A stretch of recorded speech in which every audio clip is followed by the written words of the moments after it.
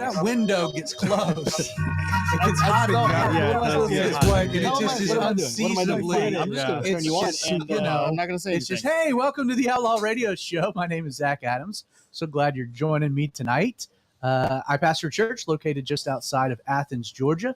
The name of the church is Calvary 316. Our Sunday service is at 10:30. Would encourage you to come and be our guest one Sunday if you're local. If you're not local, but looking for a church that teaches the Bible that you can connect to online, we live stream our service. We live stream on our YouTube channel, which is Calvary316.live. We also live stream. The other platform is Facebook, facebook.com/Calvary316.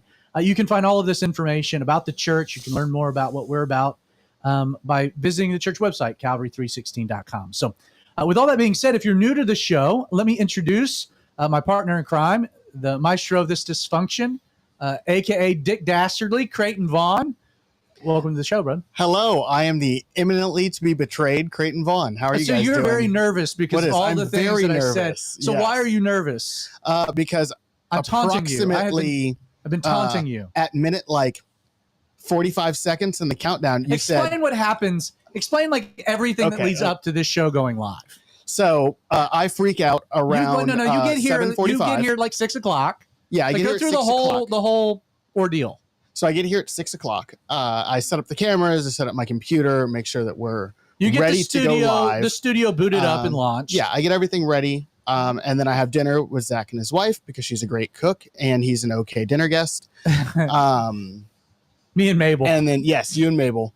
And then we come in here and we hang out for about an hour while we are waiting for the show to actually get started, talking, loosening up the gears. And we could have a pre-show. We could have a pre-show show. No, we couldn't. On YouTube? We could have a pre-show the Outlaw show. platform. No, we could have like a Outlaw After Dark, but it's the pre-show because it's anyway.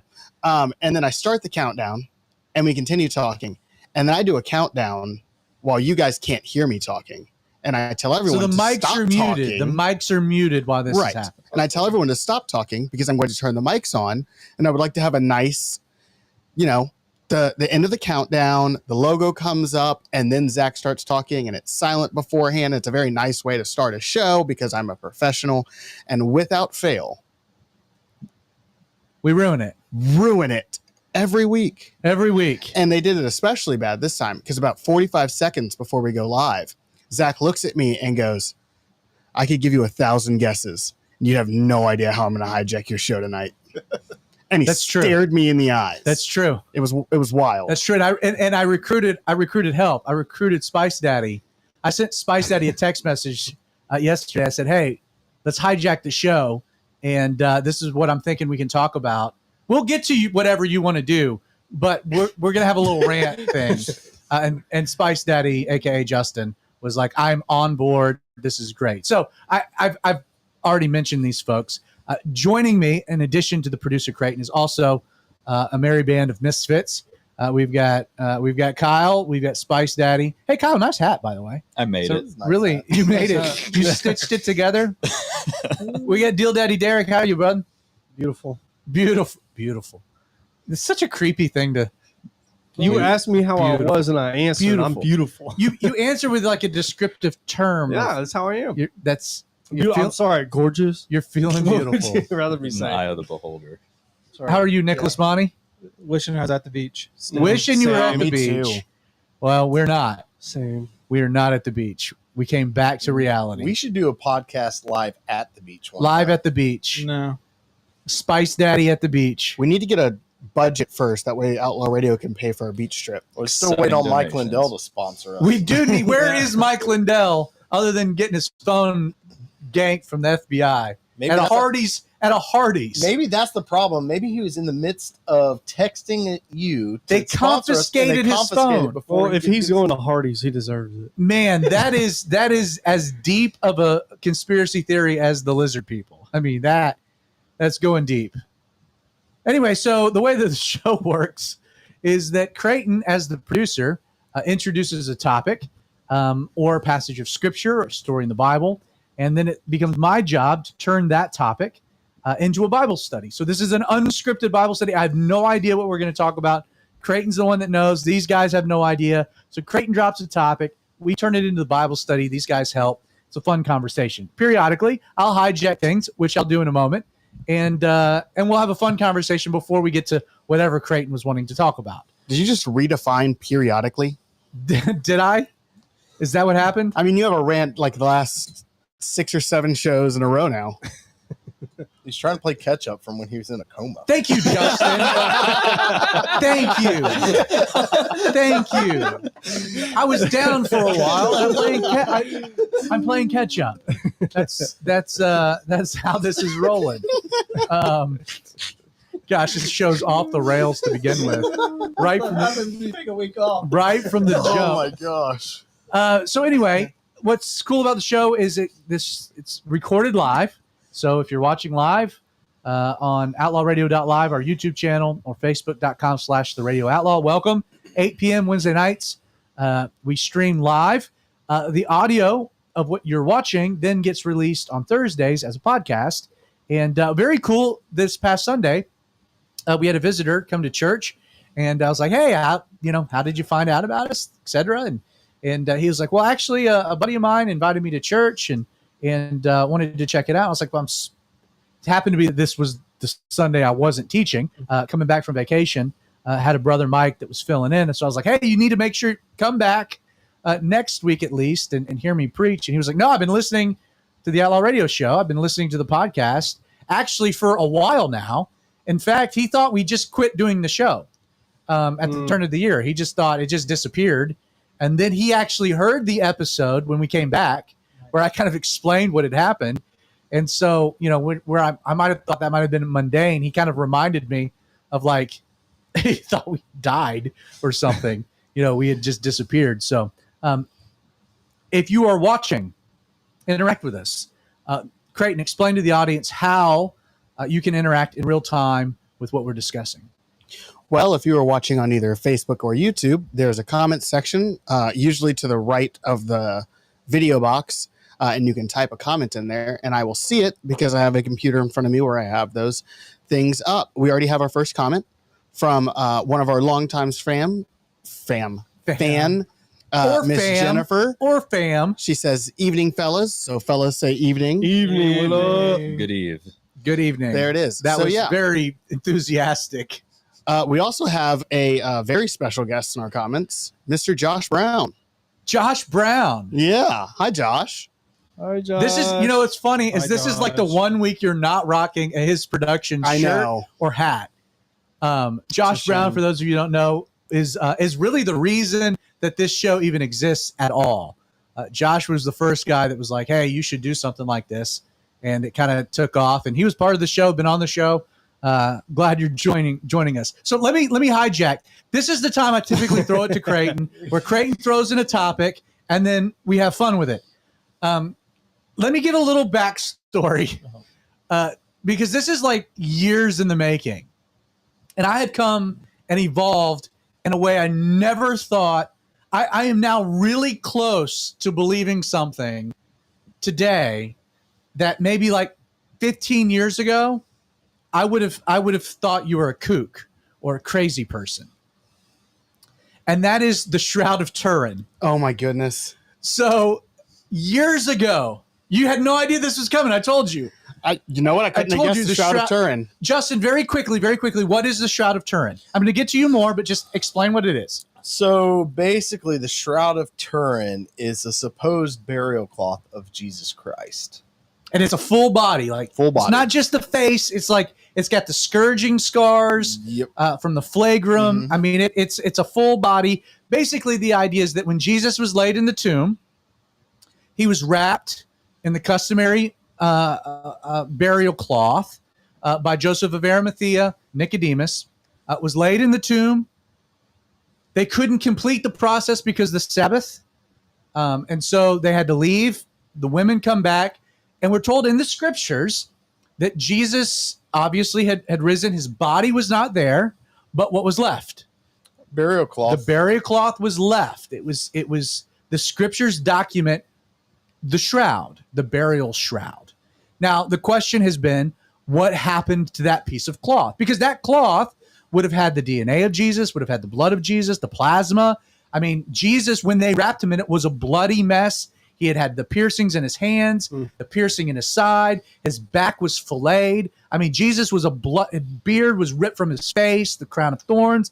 I mean, he would have been a very wet, bloody mess. And the idea is that the shroud, the burial cloth, would have absorbed the blood, the plasma, the liquids, and in some regards, to an extent, would have left some type of an imprint of Jesus. And the question has been historically, like Indiana Jones and the Last Crusade, where they're looking for the cup, one of those archaeological mysteries of Solomon's temple, the treasure, the lost treasure. There's a lot of like biblical artifacts that have always been, people have been interested in discovering. The shroud is one of them. Now there is the shroud. It's called the Shroud of Turin. I'll let Justin kind of bring in a little bit more information. I first heard about, growing up in a Protestant, non-denominational environment, not in Catholic realms, completely rejecting of icons and relics. I gave no mind to the Shroud of Turin, just really wrote it off as like crazy people stuff. Crazy people, kooky, whatever, doesn't deserve any time or attention. Didn't even hear about it in Bible college. No mention of it in church history classes, etc. My first exposure to someone that like literally believed in the Shroud of Turin. Jessica and I, we were newly married. We went on vacation with some friends to my buddy's parents' house. His mom, I can't name anybody here. His mom, we were like in the ocean hanging out, and she brought up the Shroud of Turin and was like, I thought she was joking at first, that she was pulling my leg, but she started talking about this book that she had read and how real it was and how she was giving money to this foundation that was doing research. And I was like, at first I thought I was just being punked. And then it was like, oh no, this is for real. Like this lady, I don't know if she fully believes, but she's really interested. So I had to back off sarcastic Zach and kind of play this out. And I just completely wrote it off. Now, the next person in my life that was like, hey, you should really reconsider the Shroud of Turin thing is this big dude over here. All right. So Justin, for the years that I've known him, is like, hey, you looked into the Shroud of Turin again. No, Justin, I haven't. You're a crazy person. Anyway, Justin has kind of been wearing on me for years now. I read an article the other day, Monday, I think it was, whenever I text you. And this article it's a scholarly report, and it was like the scientific evidence to validate the Shroud of Turin is unbelievable. Like to the point that like it can't even be like you can't replicate the radiology. It's a 3D imprint. It's not even like the face of Jesus. And what's neat about it is like the only way it could happen that you could create this type of an imprint, Justin, I'm going to pitch it to you in a second, is for like the resurrection to happen. Like what makes the Shroud of Turin interesting is that it could be like the definitive proof of the resurrected body of Jesus, because the only way that you could create this particular type of imprint into a piece of cloth, like you can't replicate it in any other way. You have to have like extreme, like I read part of the article was like the only way you can even come close is using modern photographic technology to create a double negative and make it like a 3D invert. And then you're saying that someone like decided to figure out how to do that in the 11th century as a joke. Like it is. I'm not saying I believe in the Shroud of Turin, but Justin, I'm just going to pitch it to you for a moment because you've been kind of the head of this way before me. Creighton, you've been looking at me weird. Flip back to you real quick. What are your thoughts right now? I told you couldn't. I give you 1,000 chances. Would you ever guess? No, I would not have guessed the Shroud of Turin because I fall into the same category you. I grew up Protestant, and we don't do relics or icons. And basically, whenever somebody says anything is like, this was the anything of Jesus, I'm like, probably not. Because it was like a really long time ago, and why would it be? And this comes from the guy, real quick. And my other question is, why should I care? Like, other than the like physical thing, I touched Jesus. Cool. What if it's physical evidence? Magic powers? What if it's physical evidence of a resurrection? I mean, that would change.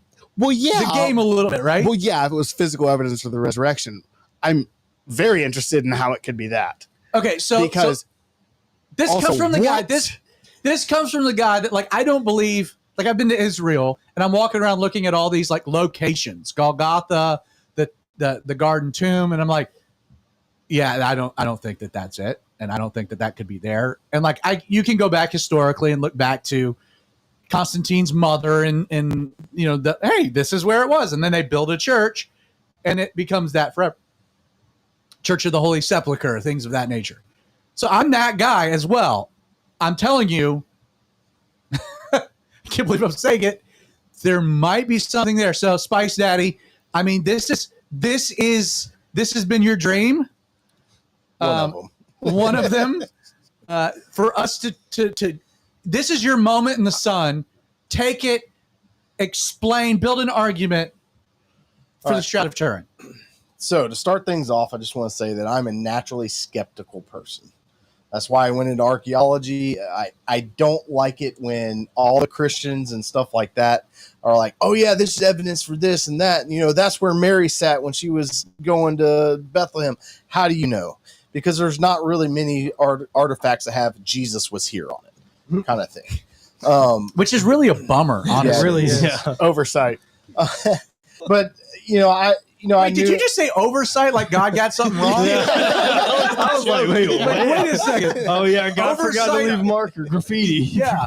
Jesus, you should have thought this one through better. Carved a couple JCs in some of his woodworking. Some JCs. Yeah. Hey, do you know how you can find out that the house that Jesus ministered to in Capernaum? It says, who's in the house? JC. Yeah. But anyway, so that was a Carmen joke, by the way. As someone that's been in archaeology, specifically biblical archaeology, for a while, I've known about the Shroud of Turin. I was skeptical, as I am with most Catholic icons and stuff like that, because they're usually not it. And so a few years ago, right before I got my bachelor's degree in archaeology, I was a docent at a biblical archaeology museum. A what? A volunteer. You could have just said volunteer. Well, it's more than just a volunteer. Like, okay, then you should have said more than a volunteer. What's volunteer with benefits? Don't let him volunteer with benefits. Okay. We'll go with that. Anyway, so while I was there, I met one of my buddies. You were a what again? A docent. A volunteer with benefits. Basically, I was a volunteer who knew about stuff that was able to do like tours and stuff for people. A volunteer with benefits. Yes. Working for free. That works. Anyway, so I met my buddy Dave Glander, who now works for Reasons for Hope Ministry with Carl Kirby. And so before I get started, I do want to shout him out and his ministry. And if you download their app, it's RFORH. It has a little. That's really catchy. Yeah, it has a little blue asterisk as their icon kind of thing. Dave's whole presentation on the Shroud of Turin is on there. And so why I mentioned Dave is a few years later, after I get back from Israel, Dave has that museum that I work for kind of fell by the wayside, and Dave put all of his life savings and bought a good chunk of all the artifacts and stuff that was at this museum. So he had me come in as the basically curator for all the pottery and stuff like that, and we were a traveling archaeology apologetics museum. So we had a bunch of different artifacts, pottery from different ages of the Bible. We had a scriptorium, we had a bunch of different leaves of different Bibles throughout history kind of stuff. Really cool stuff. We had a modern Israel section. But one of the coolest things that Dave had and we had in the museum is Dave got his hands on one of the only 5 high resolution photos that they took of the Shroud of Turin to study. There's only 5 in existence, and he has one of them. Where is the actual Shroud of Turin today? It's in Turin, Italy. Okay, so that's Shroud why of they Turin. call it Shroud of Turin. Okay, and that'll be. I took some notes from Dave's presentation, but highly recommend watching Dave's presentation. This is your moment, Justin. I know, but I gotta give credit. He has to cite sources. He's not academic. So Dave does this good thing, and the really cool thing about having is a full size photo replica of the Shroud of Turin, so you can actually see everything. It's almost like seeing the real thing. The last time it was studied, I think, was in like 1982 or the late 70s, and it hasn't been studied since. So I took some notes earlier. Let me pull those up. You knew this was coming. Yeah, I had some. Now we just got dead space here in the middle of the episode. Okay, Why so haven't right, they no, studied I got it it. since then? So before I get started, I want to talk about what it is not. Okay, what it's definitively not is it's not a painting, and it's not burned image on there from like charcoal or something like that. Explain why those are two. Glad you asked. You're welcome. So this is one of the most studied artifacts in all of history. Like, it's been constantly studied and tried to be debunked since the late 70s, early 80s. So this is where it gets really interesting. All the science it is. And the History Channel did a thing on it. I think it's called The Face of Jesus. Really interesting because they did a lot of science that I don't understand on it. They did some radiological stuff, some carbon dating, which is not as accurate as a lot of people do. And that's how a lot of people said it was debunked because... Well, that was the article that I read. What was interesting about it. Creighton, can I sit like this? Does this work? I mean, you're on screen. Okay. the article that I read, it had a mention that there is a piece of fabric on the shroud itself that clearly dates to like 1100, Yep, etc. 100% did. But the rest of it dates like 30 something AD. Well, the reason why it's a closely guarded thing, and it's highly valuable. So they obviously didn't want to tear up a lot of the fabric. So they cut out a piece of what they thought was part of it. And what it actually was a patch. It's called a French You can just weave. say it's a patch. Yeah. It's a very specific way of how they patch stuff together, where it's French invisible weave is what they call it. And so they do it to where you can't tell that it's been patched up. I really feel like there should be a techno band whose name is French Invisible Weave. Yeah, that'd be good. That'd be a good. I mean, that would be opening for Daft Punk. But you're probably asking why did they have to like patch it up? Well, obviously fabric decays over time, but also this thing hasn't been stretched out. It was folded up. And so over time it had been in fire. It had like wax stripped on it. All kinds of stuff had like damaged this thing. Right. And It's so, 2,000 years old. Right. So you get a lot of stains and stuff like that. And the image of it, if you've never seen it, it doesn't look like a painting. It looks like an X-ray. It looks like an X-ray of a man. And what's really cool is when you start getting the science of it, it's actually a photo negative. So that's the first evidence of it not being a painting, because somebody in the 12th century would have had to known what a negative image is. It was beyond conception. Yeah. Yep, beyond that. Not only that, in 1983 or 85 or something, somewhere around there, they took they put it through a machine called the VP8, which is a 3D topographical imager that NASA uses to take special pictures of like the surface of Mars and stuff like that. They run it through the machine and it produces like a 3D kind of topographical image. Okay. If I were to take a picture of you or anybody, put it through there, it'd come out all distorted. Guess what happened when they put an image of Shroud of Turin in there? It didn't come out distorted. It did not come out distorted at all. It's a good topographical 3D image of a man. It's crazy. Which completely, it's in the realm of, hey, maybe somebody did something to where they got lucky and this kind of got there. You know, it's highly unlikely, but it could happen. But what really got me with the scientific images, they started peeling back some of the layers on some of the stuff, and they found out, because when you paint something, it bleeds through, especially on fabric. You know, it's going to bleed through all the threads and stuff like that. This image is burned on the first 2 micro layers of the cloth. So this is where we're getting into the resurrection thing. So the threads of the thread, the first 2 of those, the image is burned onto. And nothing else. Nothing else. Like whatever it was laying on top of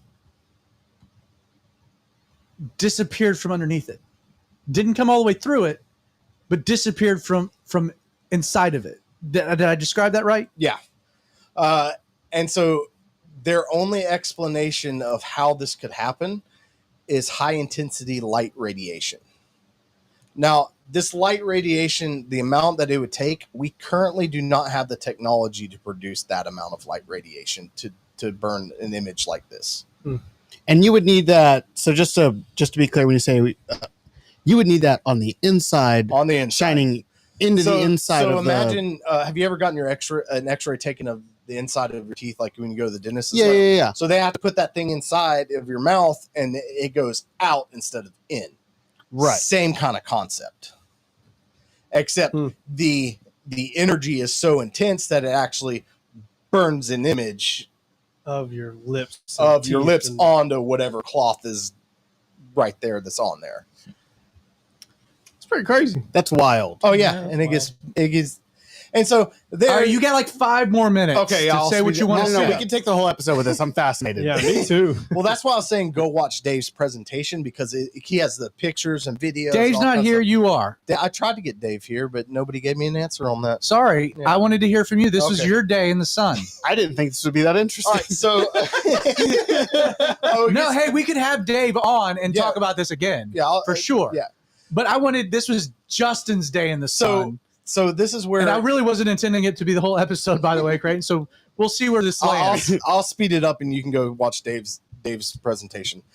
So we know that it's almost impossible for it to be a painting or image of that kind, other than high intensity light radiation. Can I pause real quick? Is there anybody on the internet saying anything at all about this episode? We have some hellos. Okay, and we have people watching. So we have some general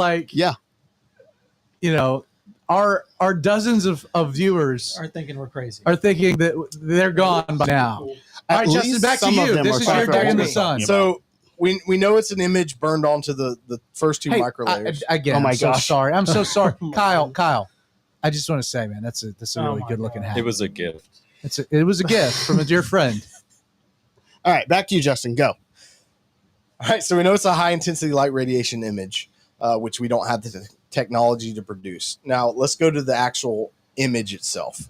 It's an image of a man with puncture wounds in his head. He's got wounds in his hands and in the side.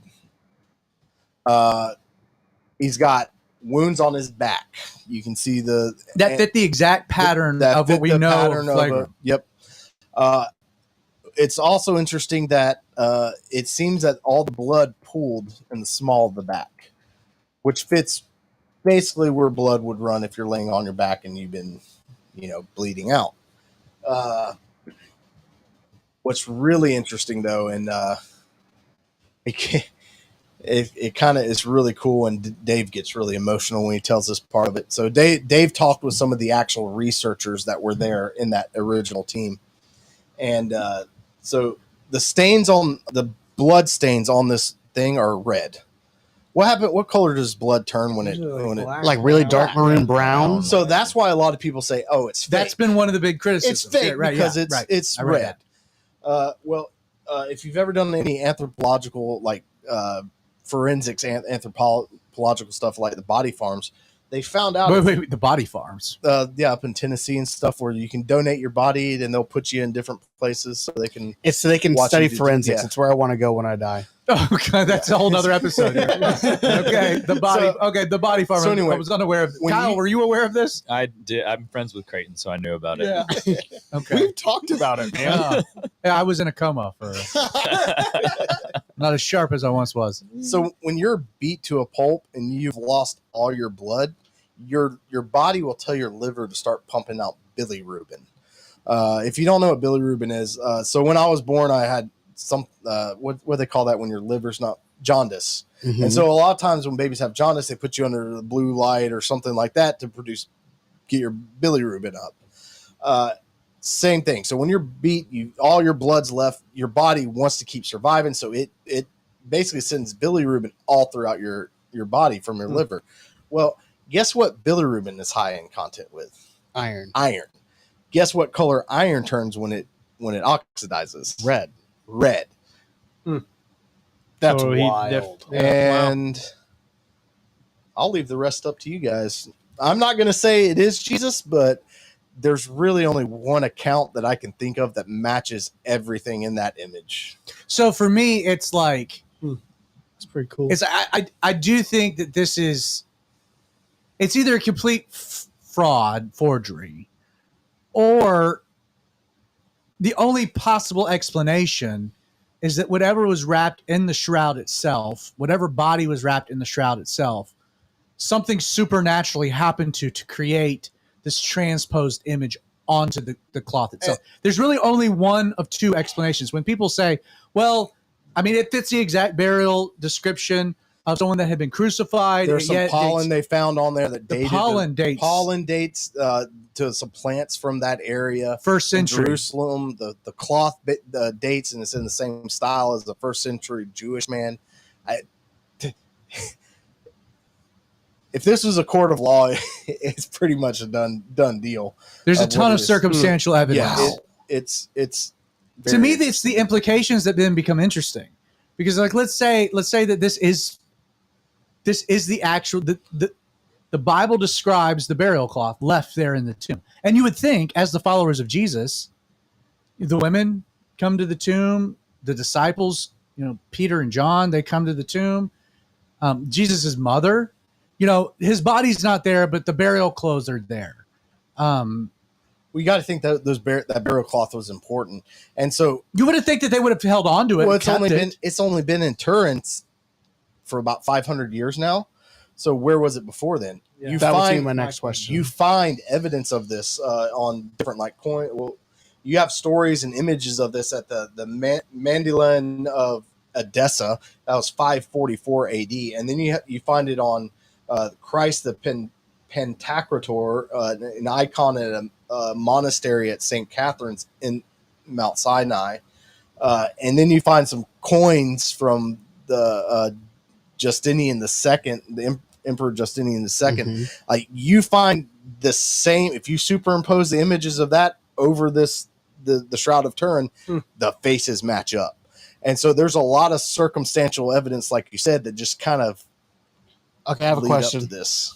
Because when I'm looking at it, right, it looks a little bit too much like. When you say you're Like- looking at it, have you actually pulled it up? Yeah, You I gotta pulled it up a second ago on describe my for phone. those listening on the podcast. All right, so I'm gonna pull it up again. But it looks like you white could actually Jesus. put this on the screen for people that are Yeah, I probably could. actually watching. Give me just a second. While you're doing that, so, let me say something that I Okay. think is an interesting addition. While you're forming that, all right. go for it. So if let's say you're a first century disciple, or maybe you're not one of the apostles. Let's say you're an apostle, even. Like, what are the things that you would protect? What are the things that you would safeguard? What are the things that you would cherish? Would the locations of things be really that important to you? Like, for example, let's say the Golgotha, where Jesus was crucified. Would that location be of particular significance to you? Not really, because it was a common roadside. It's where Romans did all the crucifixions. And they did a ton of crucifixions after Jesus was crucified there. It was a common place. It wasn't recognized, specialized. It wasn't ordained as being significant. It was just a place. The Garden Tomb, you can make the argument, well, the Garden Tomb might have had some type of specific connection to early believers. But then again, you get back to the idea that the whole area 40 years later gets ravaged by the Romans. Like, the whole place gets flattened. The temple gets destroyed. The whole thing, so like, if you're talking about you're an early disciple, you're part of, like, what things are you trying to safeguard, to hide, to protect, to cherish? Things like the shroud. It's portable. It can be moved. The church is spread across the Roman Empire. It would be easy to get things out of Jerusalem, to get things into safekeeping. It's one of the reasons why I think, a lot of the biblical scrolls and biblical art, like things that were portable, locations, no, they got destroyed. Topography changes, which is why I don't really buy into much of the locations, even by the time of Constantine's mother, 300 and some odd years later. But artifacts, I think, do have some interesting implications. So that was me killing a few minutes there, Craig. You got an image to this, right? So I've got an image and I have a question. Cool technology. So this is about to go live. We're about to put this on. This is the Shroud of Turin. So if you're listening on the podcast, you can't see this. Right. You will need to Google it. You can Google it. So this is the Shroud of Turin. So here's my question. Wait, real quick. Justin, is this the negative image? Is this as it is, or is it? Yeah, more or less. This is what the image looks like. Yeah. If you were to actually unroll it, yeah, it would look like that. Well, kind of, sort of. So that's half of it. Yeah, I saw one where you can see his back too. So imagine a burrito or like a cloth. So they laid them on, and then you got to flip over to Justin real quick. Then they fold. Oh, I see. Yeah. Flip over to Justin. So he's kind of describing. So there's two sides of it. They had them laying down, and then they folded it over, kind of like a sleeping bag almost. Sleeping bag. Good description. Okay, and so there's another half to this. There's another half where it has the back. Okay. So you can put that back up. Now, your question, Creighton. He looks so like stereotypical white Jesus to me. Do you know what I mean? Like, Derek looked exactly like that 2 years ago before he cut his hair. Do you think that either, like, maybe my thoughts on how Jewish people looked 2,000 years ago is just not as accurate as I thought? And more importantly, do you think that this might be where we get that Jesus look that we see in all of the paintings? Because you said that they had this like 500 years ago. People saw this. Yeah. And there is a very distinct, hey, that guy looks like Jesus. Yeah. And everyone in America knows what he looks like. Right. And he looks like that. I think the problem that people have is they put a lot of ancient stuff into modern context. Mm-hmm. And so you get some people saying, oh, Jesus is black, Jesus is white. He was a Middle Eastern Jew. Right. But I mean, you got facial structures that are kind of Jewish altogether. So I mean, he looks like somebody I would see in Israel. Yeah. I mean, I've never been to Israel. So maybe my because I was thinking more, is it racist to say more Osama bin Laden than Fabio? I don't know if that's a comparison. No, I mean that's what I think when I think of ancient, like, Jewish people. I don't think Hasidic. I don't think Fabio, I think the Middle Eastern. The Hebrews were distinct enough to where people knew who they were when just by looking at them. Good point. So I mean, it's not a cut and dry kind of thing, but I mean, I wouldn't be surprised to see that being actually Jesus's image. That's absolutely wild. Again, coming back to what I think is interesting, and again, if you're just joining us here towards the end of this crazy episode of the Outlaw Radio Show, we're talking about the Shroud of Turin, and as crazy as it seems, some of the actual weird stuff that points to some validity. I think maybe pointing more to some validity than for the discrepancies of it being a forgery. Any questions? I mean, let's open up. I mean, Nick, you've been like a deer in headlights. So like, what are we talking about? Yeah, I mean, I don't follow stuff like this much, but what interests me most is like the timeline of like when they grabbed it out of the tomb to like where it got now. I'd love to follow that timeline and just see where it's been, who's held on to it.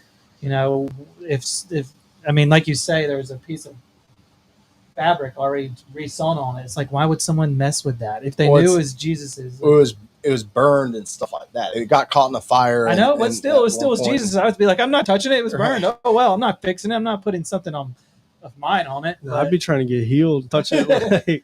And see, that's where I'm not with the artifacts that are Jesus. Like a lot of people, they imprint God's power actually on this kind of stuff, and to me, it's just a really cool indication of, hey, this happened. A great example of that is the idea that the cup, that Jesus, the Holy Grail, the Holy Grail that Jesus used, etc. Everlasting life. Yeah, that this the Indiana Jones. It plays out a supernatural power to it. But isn't there some biblical? Because I was looking this up when you started talking about the Shroud, and I looked this up, and this is either going to be the rest of the episode or we're doing this next week. Because in Acts 19, you have them talking about Paul. I don't know exactly where he's at, but 1911 and 12, it says, "Now God worked unusual miracles by the hands of Paul, so that even handkerchiefs or aprons were brought from his body to the sick, and the diseases left them, and the evil spirits went out of them." So, like, does the Shroud of Turin have some form of was power? That God or was that the cloth? Once again, the question is, does it keep its power? Does it keep its power? We're not giving any indication here. We're not giving any indication that Shroud of Turin had power. Or the shroud. Forget about the Shroud of Turin, but the actual burial cloth. Like, there's no biblical evidence that the cloth left behind in the tomb possessed any type of supernatural power, etc. That being said, there is a lot of evidence in Scripture of innate objects, physical objects, being anointed and given supernatural power. Greatest example of which would be the Ark of the Covenant. Mm-hmm. Again, a box that's made, wood, gold inlay, craftsmanship. You couldn't touch it. You die. It had to be carried by poles. Not only that, they took it out into war. The Philistines capture it and don't want it again. They send it back on a cart. Like, please, this is not good for us. I mean, again, how about somebody touching the hem of Jesus's cloak? Touching the robe. And again, and we can look at stories like that and say, well, okay, that was the object had a component of unlocking their faith, that it wasn't the fabric itself. We say that, and that would be the explanation for Paul's handkerchiefs and things of that nature. That stuff gets taken to an extreme where we have prayer cloths, where you got the guys on TBN that are like, for $19.99, I'll wipe my sweat, send it to you. Mm-hmm. If you hold it to your face, you'll be healed of cancer. I'm kind of taking that to an extreme, but I mean, only barely though. But those barely, guys say some wild things. Like that gets taken. On the flip side to it is there are objects, in which there are supernatural power associated to them. Well, that one I don't think, because we just had guys touching it 70 years ago. That's or true. 50 years ago, or whatever it was.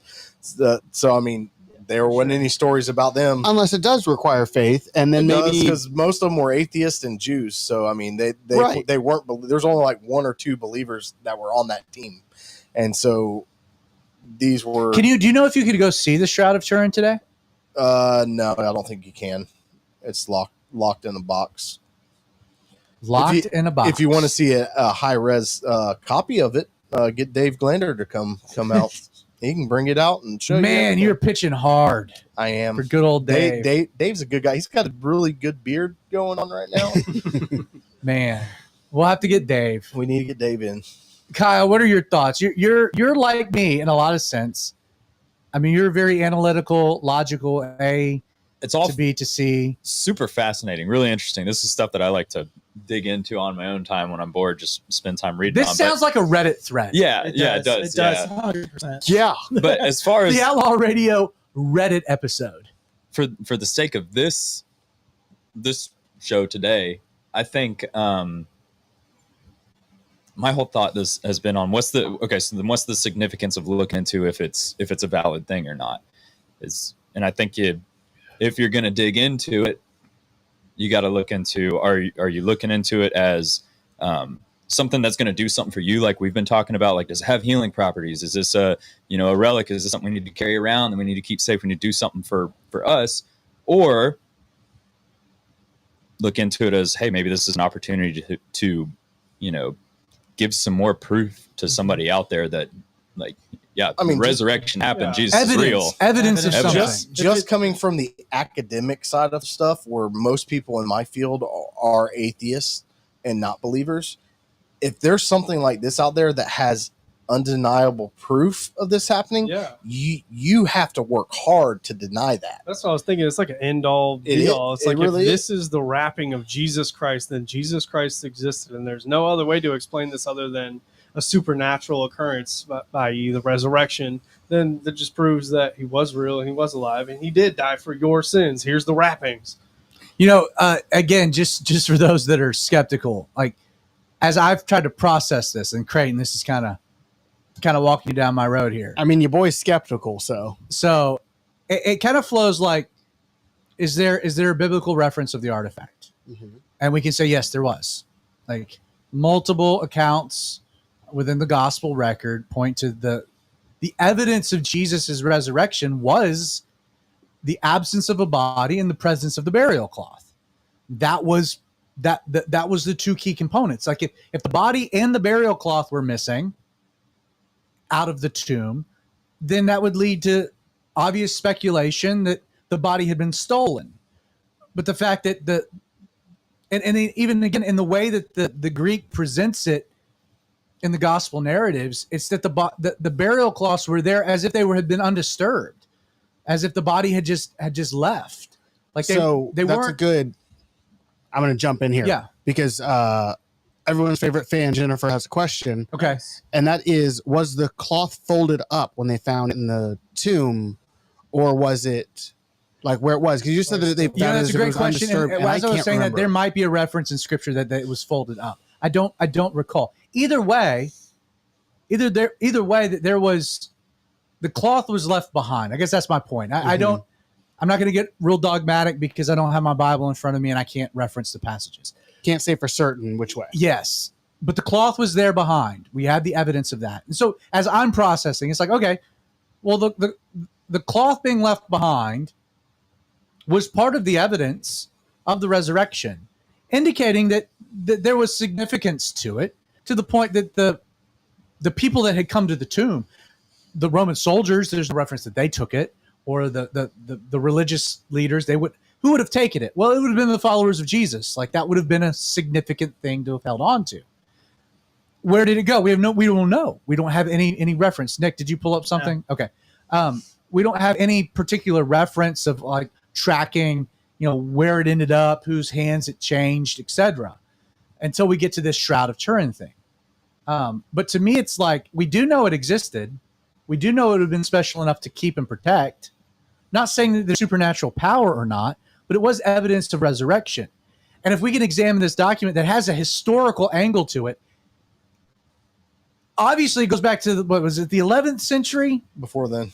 Okay, like it's been around for a long, long time. 6th century. Like the actual earliest. piece of cloth has. So like we're talking about something that's very old. The question is it old enough? And is it a fraud or is it the evidence of something else? And the legend of it being a fraud has just developed over the centuries because of the lack of the technology to examine it. But we've examined it with modern technology that shows like, okay, this dates back way early. So it places it at the same time period.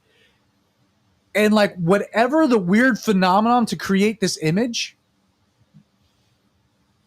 like we don't have an explanation for that other than what we could potentially say would be resurrection. Like literally the body of Jesus and the moment of resurrection where what was dead came to life and light and glory radiated through. That an image, an imprint of that was left on the cloth that was touching the skin of Jesus. You know, I think that's a pretty radical idea.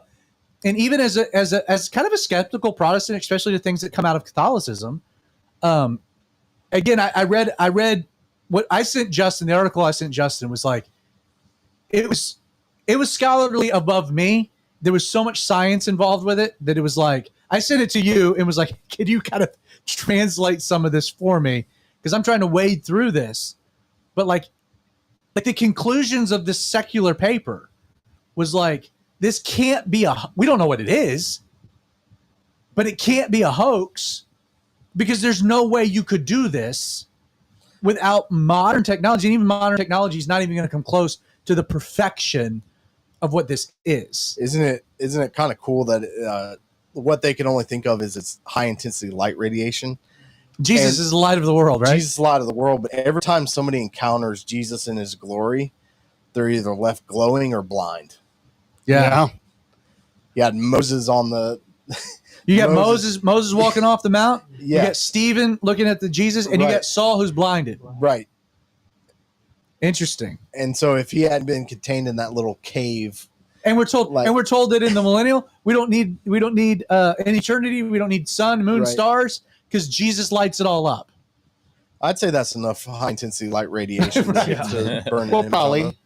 Yeah. Maybe a little. I'll have to crunch the numbers. Yeah. Let me pull out my calculator. Any other questions? I can't believe we've actually successfully turned this hijacking into an entire episode. I can't believe that you have me on the fence about this. Well, you're the one that's supposed to bring interesting things, and I know I can't believe that I'm actually considering. I mean, I've always. Okay, I've are you heard actually about considering? Where are you now? So when we started, where were you?